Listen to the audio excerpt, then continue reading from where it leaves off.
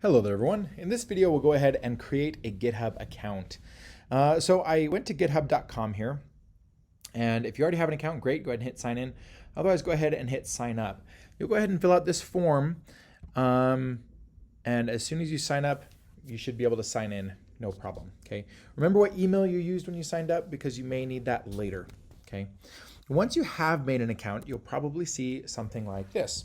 Okay, this is my GitHub profile, and this is what a lot of employers will frequently ask for. When you're applying for a job, they'll say, hey, can you send me a link to your GitHub portfolio? They want to see your code. They want to see what you're able to do, what you've done, how well you comment your code, how well you write your code, how well you organize your code, and so forth.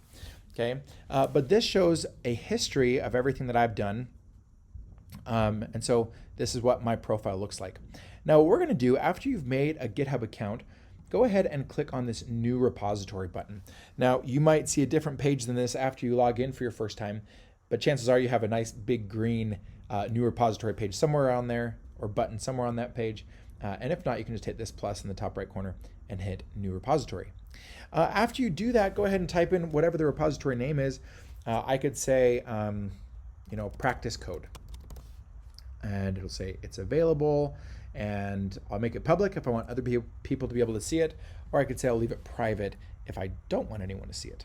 Okay, I'll hit create repository, and then this screen pops up. Okay, now we're going to ignore a fair bit of this, but I'm just going to copy this link right now, and I'm going to go back to VS Code. So in the previous video, we made this temp.py file, and what I'm going to do, I actually want to connect my repository that we made with Git in the last video. I want to connect that to this new practice code repository. Okay, let's see how we can do that. In here, let's see. So that's not helpful. All right, so right here, I am going to run a couple of commands. I'll go ahead and say git add dot. Okay, and so these instructions, it shows git init, which we already did.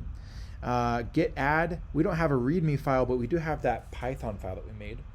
And then git commit, we'll go ahead and run that. So this will be our first commit, and it says on branch master, nothing to commit, working tree clean. And that's because I haven't made any changes yet. Okay, this was actually already committed.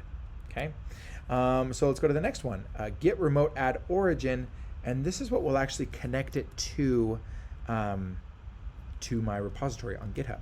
So I'll paste this in there, and I'll save that. And now if I type in, if I type in git remote -v, -v, it should show the URL to that repository that I made a little bit ago. Okay, now if I say git status, it'll still say nothing to commit because I've already committed my code. That's what we did last time. We made a change and then we committed it. So now all I want to do is say git push, and this is what will actually send my code to GitHub, to that repository. And I'll say -u, which will save this as my default. So from here on out, all I will have to say is git push. And then I'll just say origin master. Okay, let's see, origin master. There we go, origin space master. Okay, now if I go back to GitHub and I refresh this page, look at what we have. I wanted to say hello a bunch. It says we already have 2 commits. So I've only pushed it once, but it says we already have 2 commits. I can look at both of these. Adding temp.py file, I could look at that and see, oh, here's what it looked like when we first added it. Well, let's look at our other commit. I wanted to say hello a bunch, and it'll say, hey, we added all these lines of code. Well, line 1 was already there. We added these lines of code. Okay, but I can see all my commits. I could go back to one of those commits if I wanted to, but you can see I successfully pushed this to GitHub. Okay, so let's try this one more time. Let's try this whole process one more time. Let's say I actually want to change up a couple of things. I want to make an HTML file, so I'll just call this temp.html. I'll say exclamation mark, hit tab, make a little HTML file, and I'll just put a header in here that says, hi there, happy day, and I'll hit save. Okay, and then I'll delete my Python file. Now, if I go over here and look at my changes, you can see it detects 2 changes. One, I deleted, we have this red D, I deleted my Python file, and then I created this temp.html file. And I'll say changing this to a web project. Command enter.